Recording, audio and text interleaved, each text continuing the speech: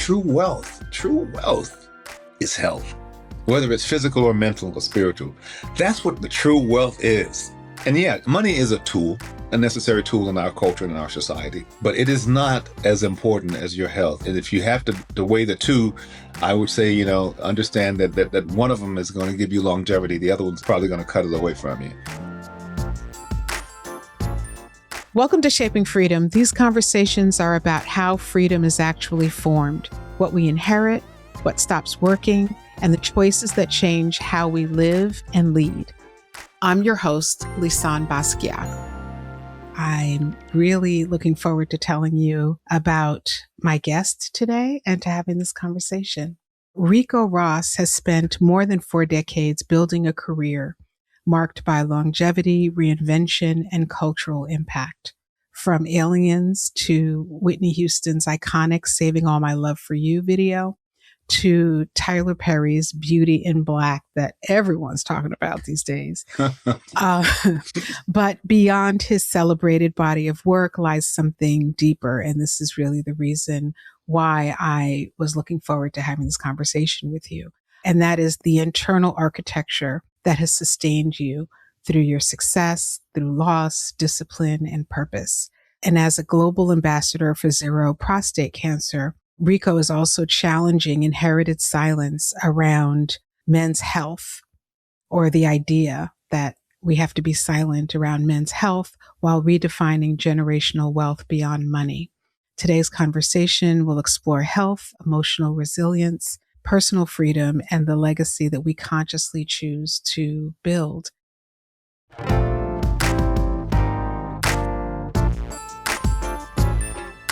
Welcome to this conversation, Ricco. I'm really happy you're here. Thank you so much. You're welcome. What I'm most interested in is your career has demonstrated extraordinary longevity in an industry that I know where that's not the case for every single person in your industry.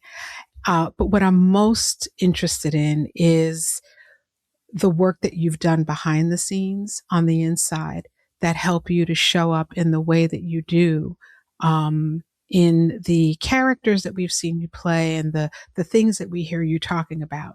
And so that's really what I want to talk to you about today. And I'm thinking that maybe a good place to start, just a little tiny bit of kind of, when did you know that you wanted to do the things that you've chosen to do?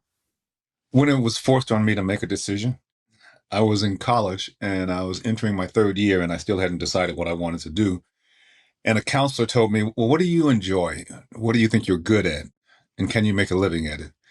And I remember when I was in high school that a teacher caught me trying to break in school. And she took that negative energy and turned it into something positive. She said she wasn't going to allow me in school early, but she would put me in her play. And I said, I don't want to be in your play. She says, oh, you're going to be in my play. and I was in her play. And I was in the next couple of plays that they had there. And it was very popular. And I remember thinking that I must be good at this because they seem to like the play so much and like my character that I've created. But I never thought about it because my family always pushed business. And I was always thinking of being maybe an entrepreneur.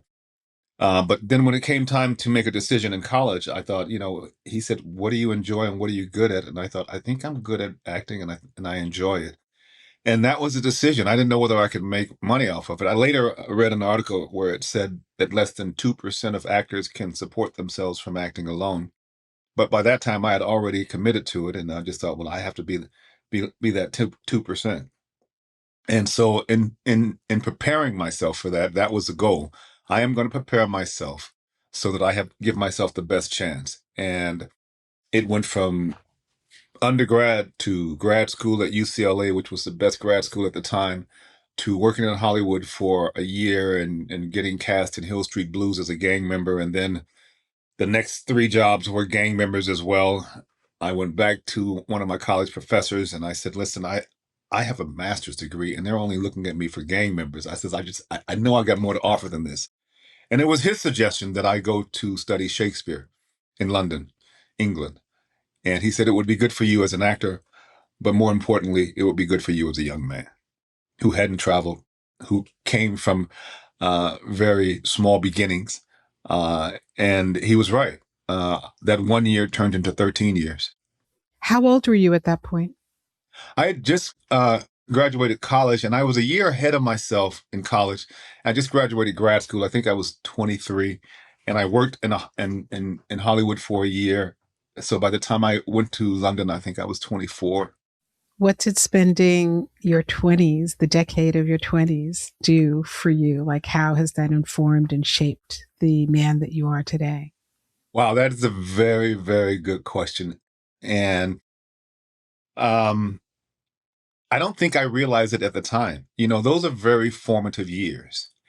And to be in Europe, to be living in multiple countries, to be surrounded by architect, languages, food, all of that was very influential. And I came back speaking some Spanish, some French, some German, some Italian, and my English is still I'm still working on that. But it was a beautiful experience, and it was a beautiful experience for someone who hadn't traveled very much, who wasn't a worldly person. I had always thought in my life that I wanted to cover the three parts of education. I wanted to cover the part of being educated, street educated. I wanted to be, because I come from Chicago, and I think you have to know how to handle yourself in circumstances, whether predicted or not predicted. I also wanted to be formally educated because I felt like that's one things that seemed to help people who come from uh, financially challenged backgrounds. And I wanted to be worldly educated, and I think that is just as important as the education that you get from the classroom. So that enabled me to have all three, and it gave me a certain confidence in a world that sometimes will look at people of color as if they are less than, because I walked around with a confidence that not only was I not less than, that I was more than. Is what you learned um, about your identity by being Yes, someplace by else? by living in Europe, by spending time in all these different countries, by going to spending a lot of time in various countries in Africa, I did come back with a perspective that I felt was more accurate of America and of our lives in America. There was one revelation that I didn't expect. I went to Africa, and as proud as I am of being of African descent, and you know, we Africans, Americans, we often talk about going back.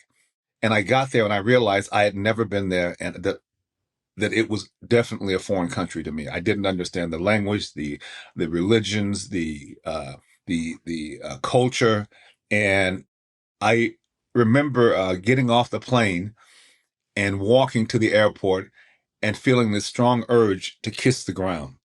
I mean, like in a movie. And the only reason I didn't is because there were some white people behind me. But that but I felt the urge. I felt it like it was pulling me. And I wish I had, but I did feel that urge. But I later realized that I had to embrace being African American and being American. And I have to embrace that country. And for two reasons. One, because that's where I'm from. That is my beginning. And two, because America is a great country because of my ancestors. We built this country with free labor and gave them the advantage and the head start over all these other countries that didn't have free labor. And so this country, I feel like we built this country. We helped make it what it is. We should own it as well. And I came back surprisingly more patriotic than when I left. When you speak about owning this country, what does that look like to you? I mean, you can see doing certain rallies that one side will have the flag. One side will talk about freedom. One side will say, you go back to your country. That they're owning the country. And I just think once I own the country, like this is my country. My parents were here long before Europeans came here. My country built this country on free labor. My blood, my ancestors' blood was soaked in the soil of this country to make it what it is. And it is a great country. It has its faults like every other country. And when you travel the world, you understand every country has its faults. But this country has something different because of the Constitution and because it is written that its potential is something that it is very inclusive. That's its potential. Now, reaching your potential is like reaching for perfection. You're never going to get there, but you're always striving for it and trying to get as close as you can. And I think that when you embrace this country, you are not a nationalist. You're a patriot. You will talk about this country when it has problems because you want it to be as best as it can. And you're not, and when it does well, you want to give it credit for doing well. But when it does badly, you want to pull that up, call the country on that because we can do better. And I think that's kind of like where I'm at now. I love that, and I love that perspective because I think that it's what's largely missing from the conversation. I think that um, what happens at the macro level of anything is just a reflection of what's happening at the micro level. And we live within a society that is very divided, and it's not just politically. We're divided about everything. So when something pisses you off, you cut it off and reject it and move forward. And I think that the grasp of part of this country to kind of embrace ownership of this country provides an opportunity for all of us to do the same, because it doesn't belong to one or the other. It belongs to all of us that are here. And we can get into arguments about, did you get here in 1600 or did you get here, whenever? But at the end of the day, we're all here. And what I'm watching is how, because one side has claimed the flag, we are not claiming it as uh, Mm-hmm. passionately as I think we could. Mm-hmm. Mm-hmm. I'm from the Exactly. East Coast. I'm from the East Coast. Everyone who listens to this knows, like, I'm from Brooklyn, and people from Brooklyn love to talk about the fact that we're from Brooklyn. I'm from Brooklyn. I know y'all do. Come on, we do, and I also have live in New Jersey, and I live in kind of a very small suburban town, and the flag has always flown in that town, like, just, and I'm not a person who's going to adorn my house with a flag, but I see it all the time. And there's never been any charge associated with it until recently. Not there, other places where the flag means, or the erection of the flag means something very, very different. And so, what if, you know? When I travel, it's quite an amazing experience because here I am black, or I am uh, liberal, or I am all these different things that I am, and then I go abroad, and all of a sudden I am American. That's it. That's it. I am American. And the thing that I bring back here is that often I think when we're fighting against each other and we're having these conversations, we have to understand that we are all in the same boat. And if the boat goes down, we all go down with it. That's right. And so therefore it behooves us to understand that, just like when we understand when America goes to the Olympics, we go as Americans and we thrive as Americans. And because there's no division, as it's saying, if you want to defeat something, you divide it. Because there's no division in the Olympics, we excel. And if we had that same attitude in everything that we did here, then yeah, that's great. It's fine to have disagreements, and it's in the minutia of politics or of life. But the big picture is that we, as a people, we have more in common than we have that's not in common. And if we're going to focus on just the things and let that be, the one thing that divides us, then it's amazing. I was thinking about running for office at one point, and I was about 15 years ago, and I was doing all the things, and I was moving up the Democratic ladder very fast. And I was sitting on a plane, and I was talking to this lady, and we started talking politics, and her and I were getting on like a house on fire. And then I told her that, well, I can't tell you I can't tell that story because that'll be saying too much. But there was one thing that we disagreed upon, and it was a minor thing. And she said I could never vote for you Mm, because of that one issue. And I think politicians often use one issue to divide us, and it works well. I think they use one issue and they use fear. And hmm unfortunately for our politicians, is that I've always thought that it should be country first, your party second, and then your personal gains third. And it seems like this has been completely reversed in our political realm, where it is what's good for me first, then what's good for my party, so that I can stay in power, and then what's good for the country comes last. And I think if we have these conversations, and then hopefully people can start focusing on that and understanding that there is a certain amount of conditioning that politicians are doing to us, and we're falling for it. that's right. That's right. And if we are, for those of us who know the Bible, a house divided against itself cannot stand. And so here we are. Hmm. Here we are, raggedy and divided.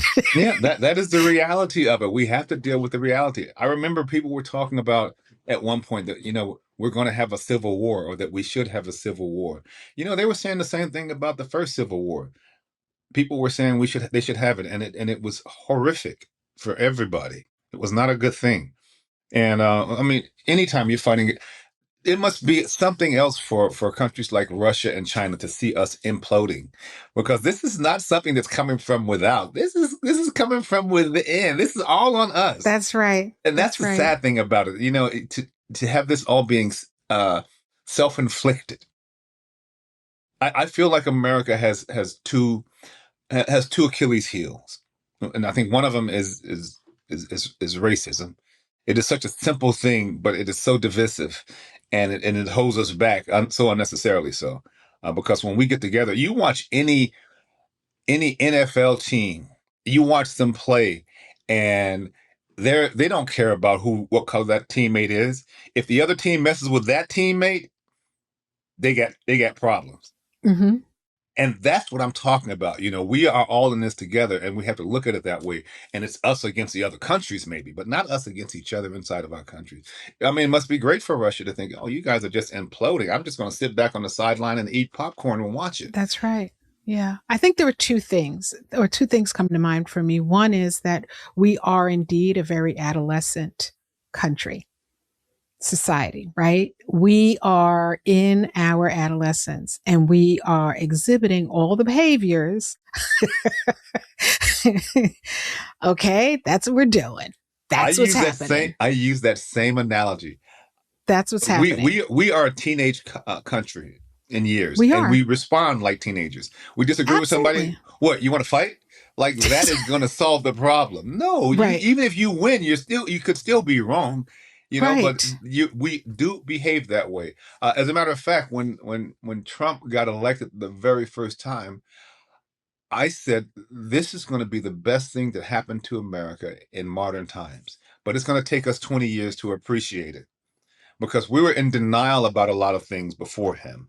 And what Trump was, to me, the analogy I like is, he was like a zit that you have on your face that just won't come to the surface. And then he came and he brought it all up to the surface. And you have to bring it up to the surface, get it out for it to heal. And so what we're going through now is it's out now. And now we have to do the healing process, and it's going to take some time, but it's out now. There's no more denial about racism, or about economic inequalities, or about the fact that certain parties would like to take away your rights and others would like to give you rights. These things are all out in the open, and before you can address a problem, you have to understand that you have a problem, and now we understand it. That's right. Um, that's interesting because that's one of the reasons why I asked Billy to reach out, because I heard you talking on the Instagrams and I was like, I like how this man thinks. Like a lot of what he's saying are things that I have been saying, that I Yes. think that, we need to talk more about in this country. And I think that I see what's going on with us now as childbirth in a lot of ways, labor. A woman is in labor and it is incredibly painful. And it's like being on the ropes pain, right? Like before you can Mm. catch your breath, there's some other Mm. nonsense Oh, that's a happening, nice analogy. right? And it's to the body of the Mm-hmm. American people. This is what's happening. Mm-hmm. And so we'll see what kind of child comes out of all of There- this. you know, we'll That's a beautiful see. analogy, though, because it's so powerful. We'll see what happens. The Yeah. other thing that I think, and I know for those of you who are sports buffs, you're probably going to, not be happy, but I'm going to say it. You go to a baseball game in this country, okay? And the other team hits or does some incredible thing. You're not supposed to give the person their props because they're on the other team. So the person can have this incredible play and everybody's supposed to boo that person because they're not on your team. That right there, I think, is part of the way that we in this country keep the ball moving. Because how wonderful would it be to play for your team, but then also be able to say, wow, home run. All right. That was a good play. You did good. We don't do that in this country. It's the We don't. opposite. So But you we know that. learned how to Mm-hmm. be divided Mm-hmm. The other, in the very games. the only people that I ever see do that are people who are specialists, who are experts at that particular sport. They will give credit to the other team because they understand how difficult that is, and they will give props where props is due. So Yeah, why you're don't we right. just start giving props Give where him props props are where due? props is Let due. the chips fall where they're going to fall. Yeah, yeah, You know? yeah. That's the beginning of that's a good beginning because it's a Yeah. mindset and it's a habit. Yeah.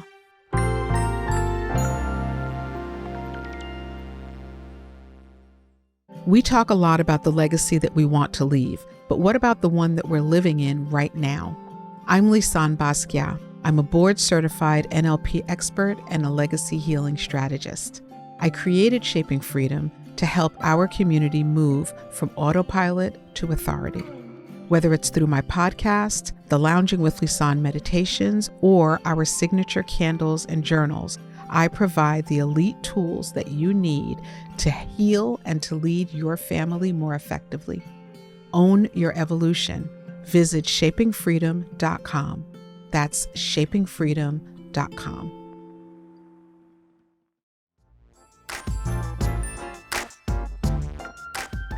Okay.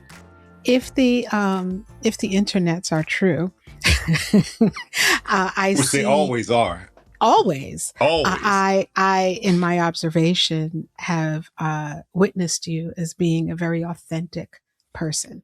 You're an Mm. actor. You do, you're a celebrity. You do incredible work, and I also see on the internet that you're a very authentic person, and I think it's probably true. How have you been able to maintain your sense of self through decades of working in the entertainment industry? Um, you know, when you travel, I think whenever people travel, they should take something back with them. If you find something good, you should take that with you. You don't have to, it doesn't have to be a physical thing, but an idea, a concept. That's the point of traveling is that you learn, you gain perspective.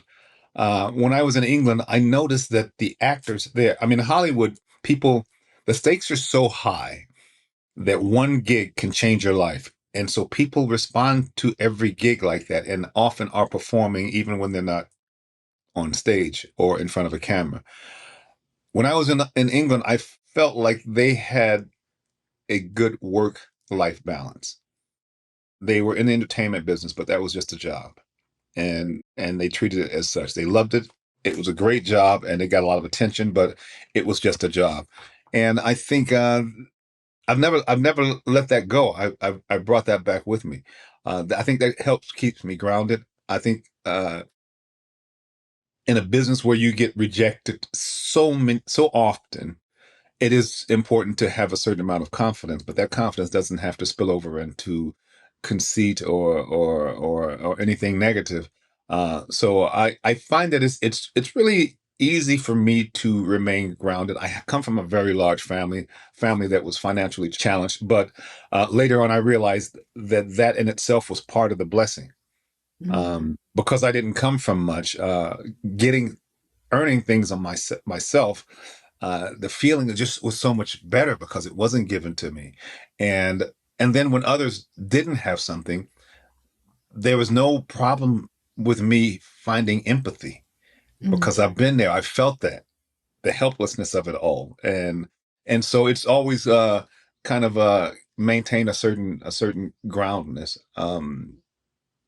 And the other thing, even in this business, there are a lot of highs and lows, but none of them last forever. The lows don't last forever. The highs don't last forever. I understand that, and I enjoy it while I'm in the highs, and when I'm in the lows, I understand that it's a temporary state as well, and we're going to keep working and change it. So I never change. Circumstances around me change. People around me change.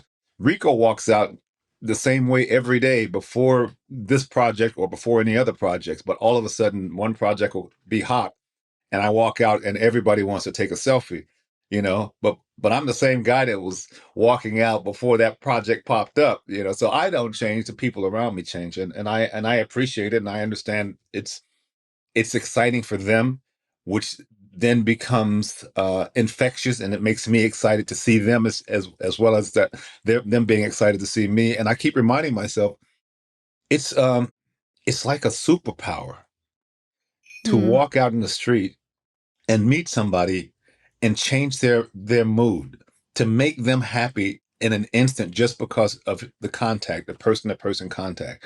It is like a superpower, and I don't take it for granted, and I appreciate it, and I always try and make time for it because I know that what a gift to be able to walk and meet somebody, and for them to walk away and say, you made my day or you made my week.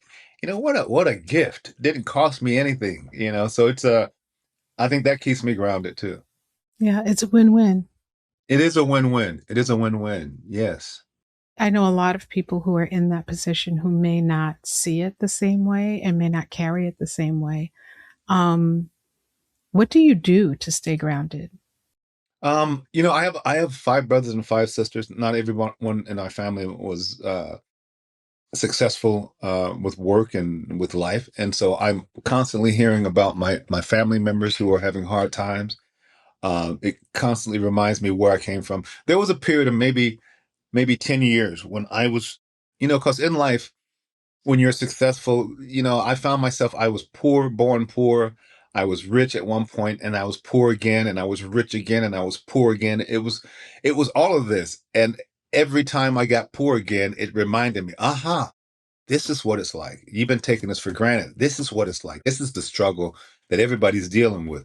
And so, having gone through that various times, I understand that the lesson has been taught. Sometimes we have to have things taught to us two or three times before it really sinks in. I got the lesson now. And so I will never not have empathy for people who are struggling. And that's what upsets me about politicians. And it upsets me more because I'm doing well. And I wish other people could do as well as I can do. And I think that we have the capability. We just doesn't we don't have it aligned properly. I mean, if we can, if out of in a month we can spend $25 billion on a war that wasn't even necessary. $25 billion. Do you know what the $25 billion could do?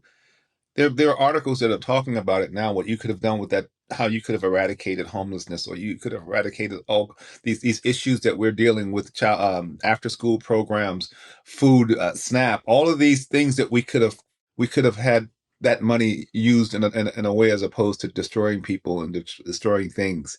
So it upsets me a little bit with that, and but I also keep my grounding because I find I don't deal with depression. I've never had to deal with it, and it's knock on wood.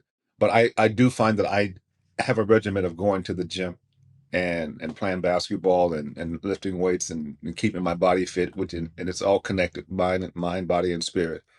I also am fortunate enough to have a place in Mexico City, and so when things get crazy here, I can step away from it, and my wife, my amazing wife Julie, is part of what keeps me grounded too, because she tells it like it is and lets me know, when my head's getting big. But she is a bit of a political junkie, so I also try and pull us out away from the stage from time to time, just so that she can focus on things that aren't so tragic. Because, like a lot of women, there is an empathy that they have that even men don't have when things are happening to innocent people, children.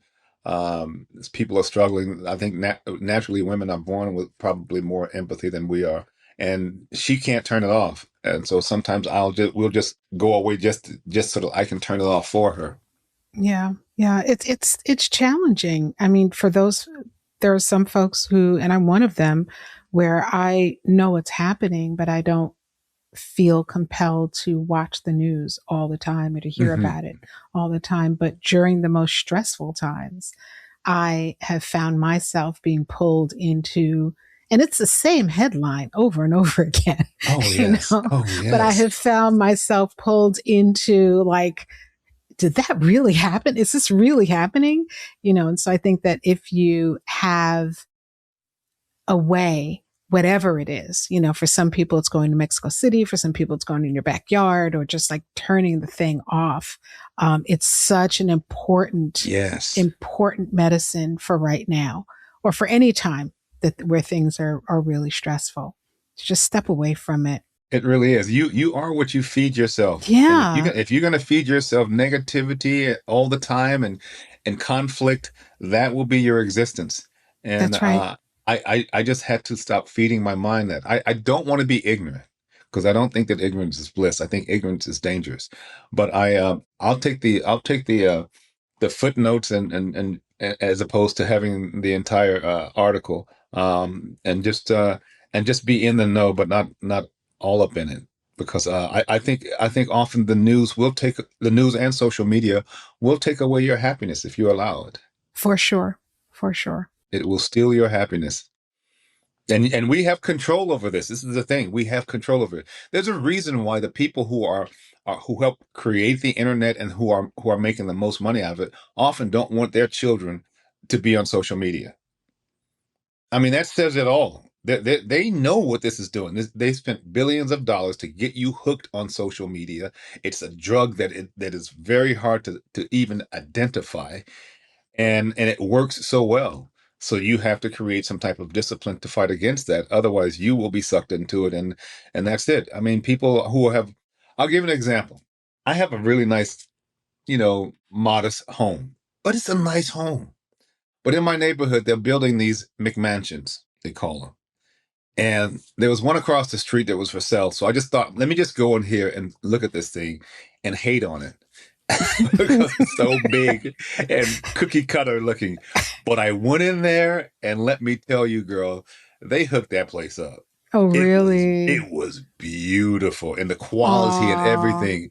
And I remember coming back to my house thinking, why do I have to live in this little ass house? Look at Took this away my doorknob. joy like that. I This walked across the doorknob. street. I was Why? happy with my house. Came back, was not happy. Come on now.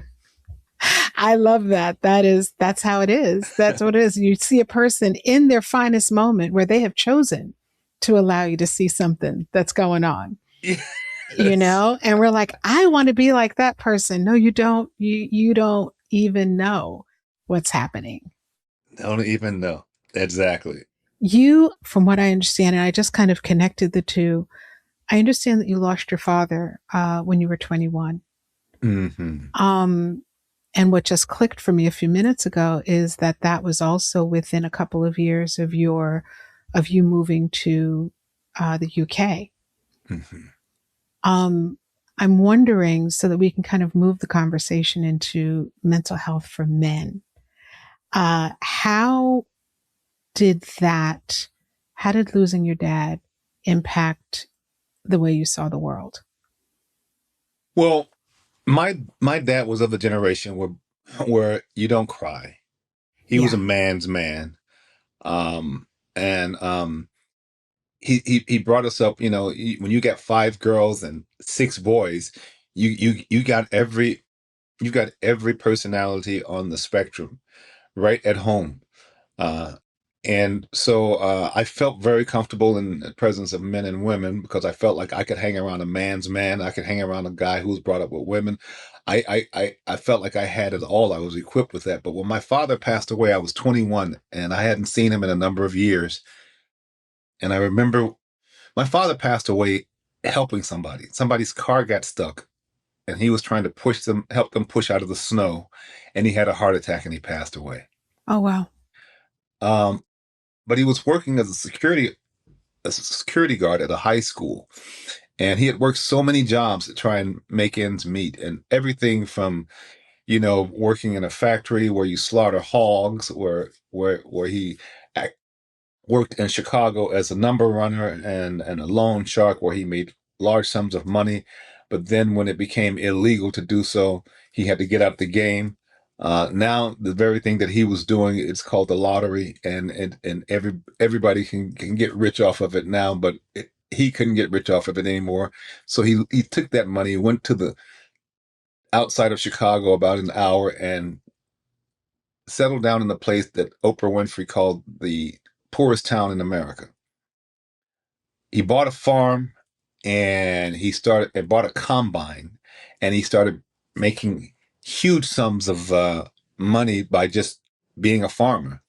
And the white farmers at that time got jealous of this black man coming in with all of this produce, that they somehow convinced the people that were buying that they wouldn't buy from my father anymore.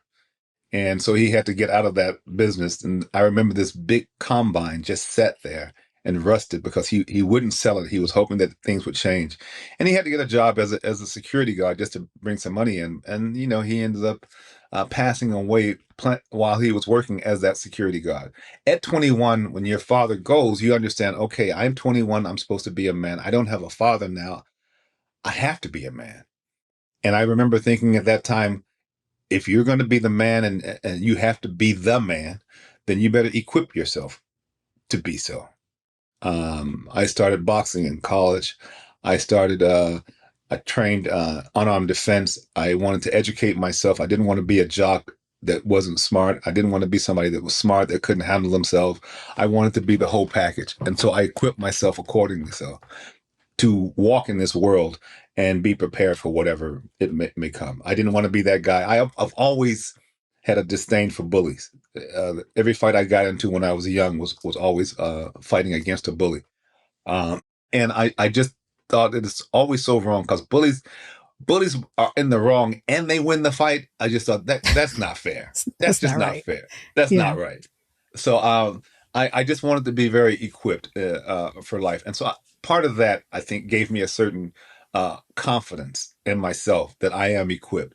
I think when you anxieties comes from different ways, but when Mm. you equip yourself or when you address the things that are bothering you, the anxiety subsides.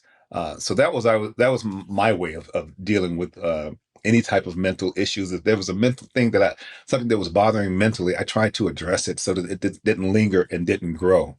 Because often it could be a little thing that it just it's like a plant, like a seed, and it just grows and grows. The other thing, having a big family, I have people to bounce my ideas off of, and so a problem shared is a problem halved, as they say. So that's another thing that I think works for me. And I don't. I mean, I know it sounds very simple, but I really live by this thing. I don't sweat the small shit. I really don't. And in the big picture, all of it's small. Unless my family, someone in my family is ill, everything else is small. Everything else is small, That's right. and I keep it in that perspective.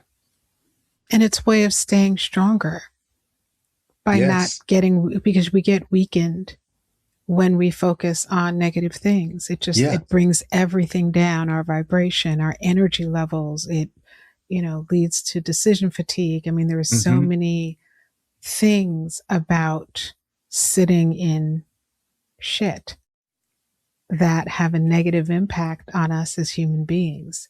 And some of it we Yes. can't control, but it's about how much time we spend in it. Even something as simple as this. I remember hearing on Oprah Winfrey, she was talking about forgiveness. And she was saying that if you don't, when you forgive somebody, it's not just for them, it's for you, because that's a weight that you're carrying on. She says it, I don't remember the analogy, but it was something like it's like waking up in the morning time, punching yourself in the face and expecting that person to feel it. And that person's going on about their lives, but you're the ones dealing with the bruises, you know. And it just kind of registered with me. So I think part of what creates anxiety too is maybe people feel wronged, and they have a hard time forgiving people. I don't have a hard time forgiving people. I don't forget, but I can forgive, and I've had to forgive people at times, and I have felt that that has been a weight lifted off my shoulders that I wasn't even aware that I was carrying until I got rid of it. For sure. Yeah, I had the privilege, I think, of interviewing Dr. Frank Enright a couple of years ago, and he's Mm, the mm, founder of this conversation around forgiveness. He's a professor and did a lot of work around the topic of forgiveness and how important it is, and that it's not about, like you said, it's not like you're not doing it for the other person. You're doing it to clear the energy between you and that other person, and how freeing and helpful that is to our own mental wellness and well-being, to kind of to let things go, to forgive people and let it go.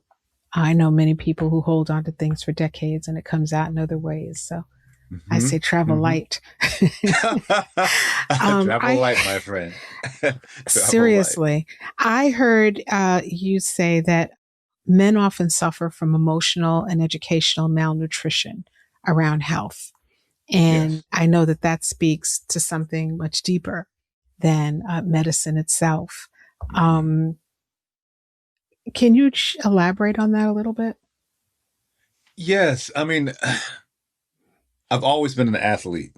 I spent a lot of time around men, not just a man, but like groups of men, locker room men on the court, after the court, in going out for a drink afterwards. I spent a lot of time around men, grew up with five other brothers.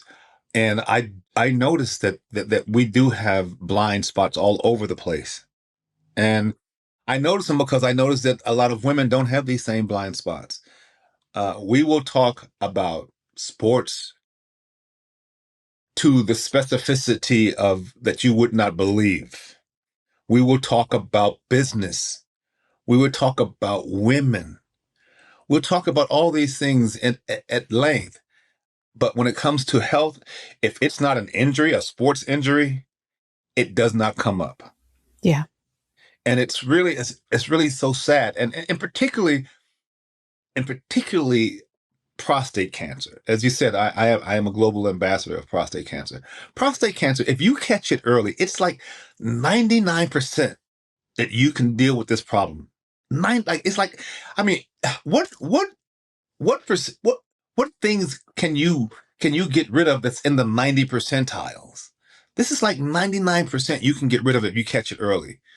And if you don't, if you wait until it's in stage 3 or stage 4, those numbers almost flip. And it's such a sad thing because for men of color in particular, it tends to we tend to catch it earlier, and it tends to be more aggressive. And so it is, and so when you live in a world where it says, you should get your prostate checked at 50, well, they're talking about for the general population, but for us, or someone who has it as a history in their family, or someone who's feeling the symptoms of it, then you should get it whenever, as soon as you can. You definitely should get it when you at 40, if you're a person of color. But not only that, you should start talking to your sons about it. You should start talking about it when they're kids so that they are just as comfortable talking about this as women are talking about their periods. Yeah. Or women will talk about their periods. Women will talk about the headaches that they have. Will talk about menopause. They'll talk about getting their breasts checked. They'll talk about all these things in depth.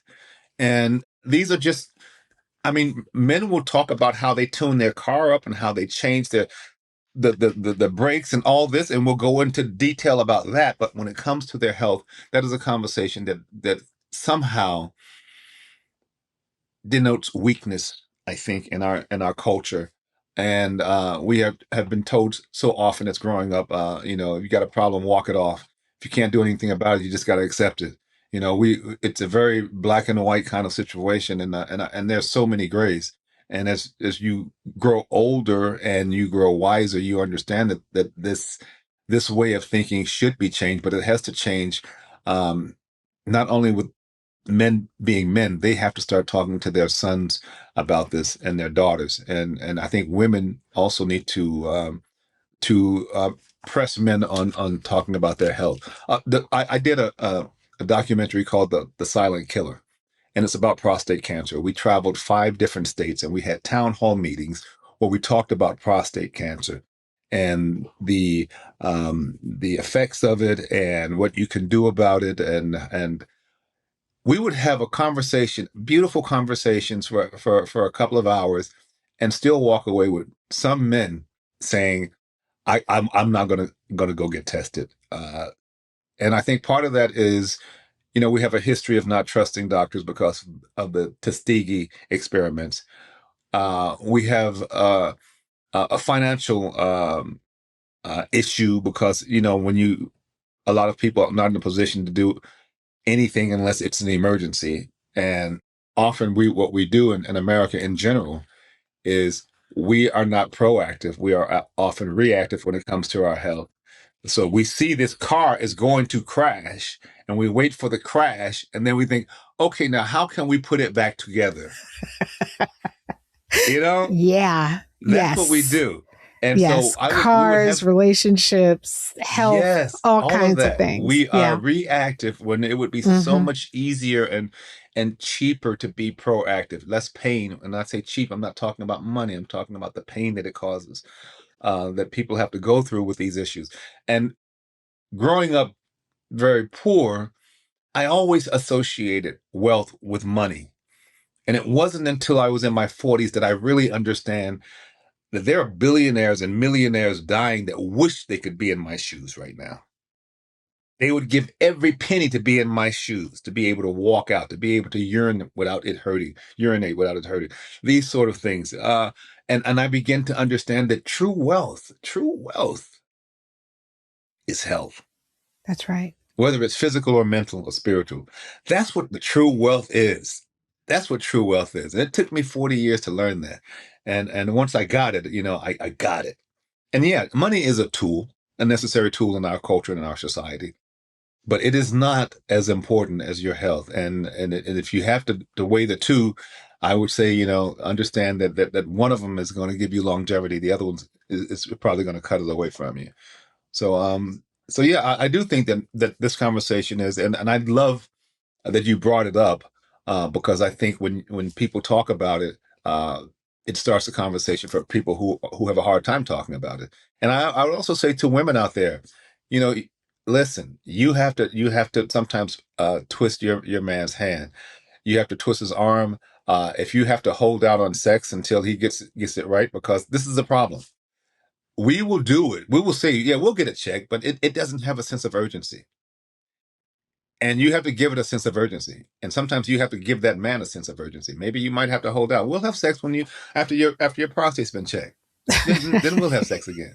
Now he's got a sense of urgency, because I'm gonna tell you that's a motivator for men. Money and sex is a hell of a That's motivator. right. It's like the Spike Lee movie. I forgot the name of it, but where the entire city held out. Uh, Yes. oh my gosh, I forgot the name of it. Yeah. Sorry, Spike. But yeah, and I think it works. I think it It's a works. hell of But a then there's motivator. always a woman or two. There's always a person who's like, listen, I'll let him off the hook. Why am I punishing me for you?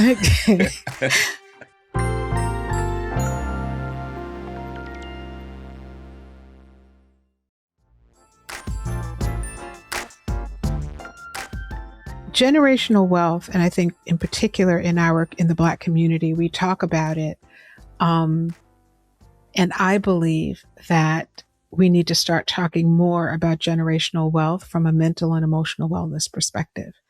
Because if you have that as the foundation, everything else grows out of there, including financial and Mhm. material wealth. Go ahead, girl. Um, Go ahead. seriously, Go ahead. You speaking seriously, truth here. it is the truth for sure. And so I'm interjecting that question here because I know in Beauty in Black, where it's very, much about this family and there's some, violence and anger and all that kind of stuff in there.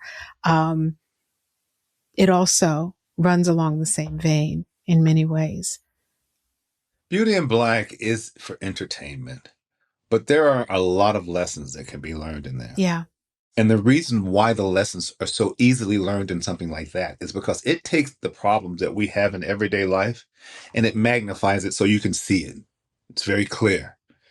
And yeah, people will look at it and think this is it's a drama and whatnot. But I do believe that something like this can really give you some insight. You see somebody take it too far and you understand how unnecessary that was. You see someone the behavior of some of these characters. A lot of them have mental issues. A lot of the characters in our and no one goes unflawed. Every character in there is flawed. I really enjoy playing Horace Bellery because he seems so together, but he also is flawed. Nobody escapes unflawed in that show. Every character is so well defined, but their problems are very well defined as well. And I love that people have taken to this TV series the way they have. I love that it's the very first cast of black and brown actors that have become a global number one for Netflix. They had never had, and I love. Congratulations to Thank you all of you on that one. to the fans for tuning in and supporting the show and giving us all the love they've given us. I mean, I love the fans because my job was supposed to be over at the end of the first season, and the character was written to die in the hospital bed, and you don't hear about him anymore. And the fans were like not having it. And Netflix heard that, and all of a sudden, I was written into the rest of the series. So the fans, I want to give them their props because I know it's just social media and they're chatting with each other, but Netflix and Tyler Perry, they listen to what you're saying, and you guys kept me employed. But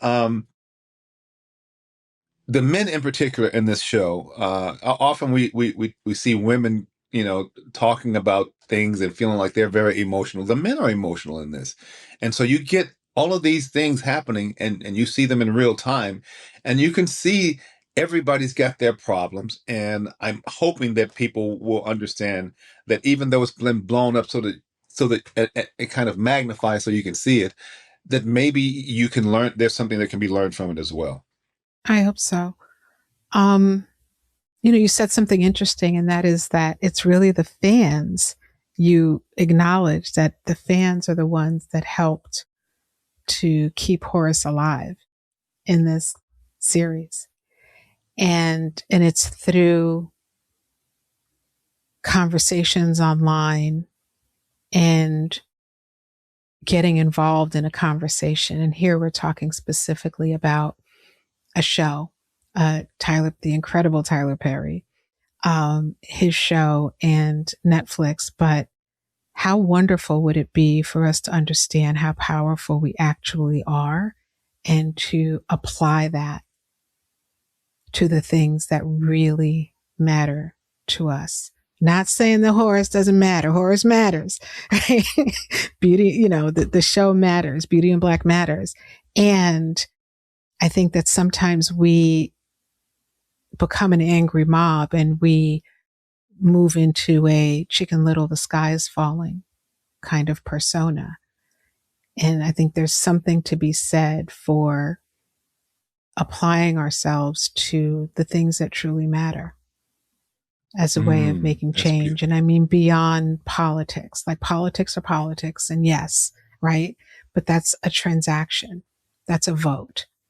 But in everyday life, if we were to apply that same sense of urgency, that same care for the development of a series to the ways that we develop and strategize around our families and the well being within our families. There's a lot of power in that. Very well put. Very well And a put. lot of opportunity in that. Mm-hmm. Yeah, I just wanted to let that sit because that's very well put, and it's very true. We have a power that we don't use, and when you have power and you don't use it, then that's on you. That's right. Because there are some conversations that we need to be having, Mm-hmm. and that we need to understand, because some of the things that we're doing can shift what happens for our families for generations to come. You know? So if you were part of the team of people who brought Horace back or made sure Horace didn't leave, you, I hope you're listening to what we're saying here, because it's we have a lot more power than we believe. I know we're getting short on time. I have a lot more questions, but I'm going to try to put it into kind of a rapid fire bit of Okay, questions. Is that okay? sure. Let's go for All it. right. What are the conversations that men need to be having? I will start with mental health. Conversation about mental health, and that could be just be calling up a friend and just checking in on you if you know somebody's going through something. A lot of time, a call like that can make a big difference. I say mental health first because mental health is something that people can't see, and often because you can't see it, you think it's not as important. And I also think that mental health, and particularly with men, is something that we don't talk about, and it gives us even more of a reason for why we need to make that phone call. It's easy to call somebody when everything's going great, but you need to call your friend up if you know your friend's going through something when things are not going so good, and that phone call could make a lot of difference. I used to be when I first came to Hollywood. I used to be a phone psychic, where I would be on the phone and you call me and I would be a psychic. Oh, you did that? I was one of those guys. Yeah, one of those people. Oh, wow. I had a little funny accent that I put on and all that stuff, and yeah, and I would use my intuition and my acting, and and it worked. And they had a book. They had a book of a deck of Chinese cards called I Chi cards. Mm. That was based on 400 years of human behavior, and so I would use those as well. But the interesting thing was, a lot of times people just wanted to talk. They just wanted to, somebody to hear them, and they would call me up with issues, and I would use the same technique that therapists use. They would say, and so my wife, and she never understands what I'm saying to her. And I would go, and so she never understands what you're saying to her. And then they would keep on talking, and I'd let them talk their own problems out, and it would work. Or I would use this technique where I would just go, mm-hmm, mm-hmm. And a lot of those people was paying good money just to hear someone, let somebody to share what they had to say, to get it out, to talk it, and they would often talk themselves into their own solutions. So I think, yeah, men need to just make phone calls to your friends if you know he's going through something, and just have the conversation. It doesn't even have to be about that, but just to talk to someone when they're going through something can be very helpful. I also think that we need to start talking specifically about our prostate, because every man's going to have one in eight will have a prostate issue, and if you can start that conversation, a lot of people will continue it, but they have a hard time starting it. So if you could start it by checking out, hey, my man, have you had your prostate checked? Have you had your PSI checked? Your PSA? Have you how old are you? When do you do your annual every year? Do you have that check when you do your annual? You know, and right now you don't even have to have the some people say you don't even have to have the rectal uh, uh, uh, exam. I say I want to do everything I can, because I know that how curable it is when you catch it early. And so I want you to do everything you can. And I remember when I first had my first rectal exam, I have a female doctor, and she put her gloves on and she snapped it. So I could, and it broke the ice. It broke the ice, and before it was over, before I knew it, I was still Yeah. laughing. I was still Yeah. laughing before it was over. So Yeah, Yeah. have the conversation. Next question. So all the things that you'll be thinking if you let it go too far, just like do those things. Start with Yes. those things. Yes, I start with should have those got it things. checked earlier. I should have Hmm. not worried so much about the rectal part of Yeah. it or whatever it Yeah. is. Yeah, exactly. Yeah. What does aging well require? Consistency and maintenance.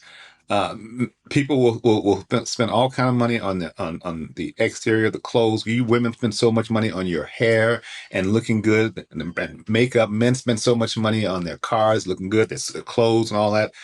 You got to do the same thing with your body.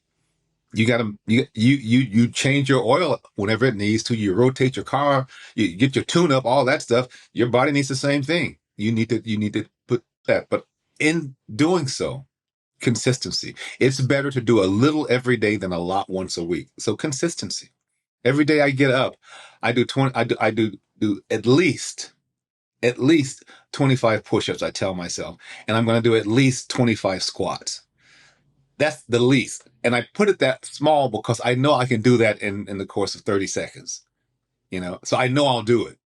But sometimes I get up and I'm thinking I'm going to do 25 push-ups. I'll do 50 push-ups. I think I'm going to do 25 squats. I'll do 50 squats.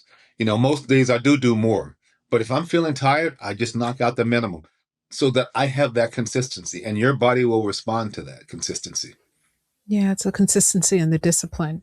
And when you don't do it, you're not cheating anybody but yourself. If you say you're going to Mm, do it, then do it. So don't set a goal that you're not going to do. Set a goal that you know you can do every day, mm. and you at least do that. Now, if you get inspired, go ahead and do more than that, but at least do that. That's the consistency I'm talking about. I grew up most of my life with a single mother.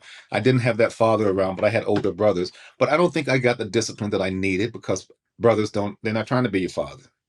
And so I have to learn that self-discipline. And I start off by doing small things incrementally and just, building on that. And that's what I would say for other people. A lot of people out there are listening are coming from single family homes who may not have that kind of self-discipline that somebody who grew up with two parents might have, or someone who's gone to the armed forces might have, or played sports. All of those things teach you discipline.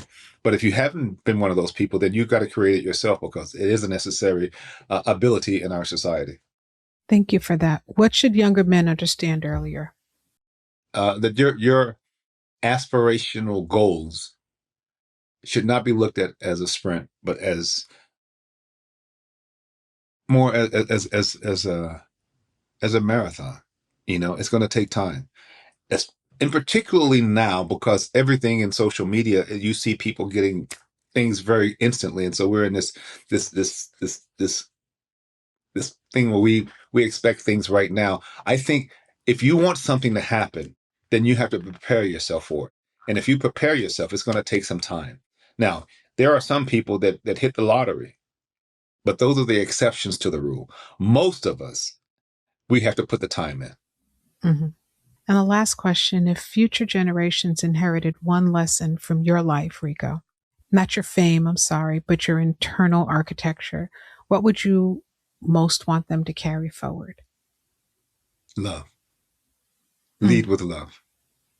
Lead with love, and it'll answer all the questions. It'll solve a lot of problems before they even become problems. Lead with love. I boxed. I taught unarmed defense.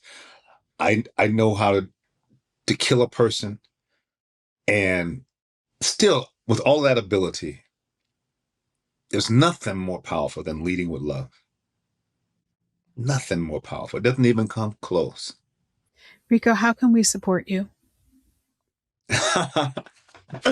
um, um, I think by being the example out there of goodness. Yeah, that's how I would like to be supported. Is be the best you can be, and be the best person you can be. It's some people are going through some crazy things. You don't know what other people are going through when they're going through them, and just there's a lot of powerful in being kind. We are we are mirrors. You can, I have gone in the South and I have seen the most racist guy at the bar and have tested it out. What I thought was the most racist person who looked like this is, if anybody's a racist in here or somebody, this looks like one. And I've tested it out and it works. We are reflections. I go up there and I was like, going, man, what you doing? What are you doing here? And next thing I know, we're sitting here chatting and it's all good. Now, I don't know what his politics is and he doesn't know what mine are, but the fact that I was able to have a conversation with him and he looked like he was like the worst person you want to have a conversation. I have tested it out. Just lead with love, man. And if you want to get in contact with me on social media, it's my name. It's Ricco Ross with 2 C's, Ricco, Ross like Diana. And yeah. Ricco, thank you so much for this conversation. I Thank think you for this having was, me. yeah, I will think about this for a bit. And I think what I got out of this, and the gems that I hope the audience gets out of this is number one, pay attention. Pay attention to how you're living your life. Be intentional, and pay attention to what's happening outside of you, what's happening inside of you. What I also got is the importance of using your power, finding it and using it, and how important that is, and the change that you can make in the world when you do that. And I think lastly, not taking anything for granted, not taking your skill set, your gifts, your body, your family, your friends, your health, not taking those things for granted, but living with some sense of gratitude for all of it, because that's what gets you to the love that you were talking about. You're a wise woman. You speak wisdom. You spitting it. Thank you. Thank you so much. Thank you for having me.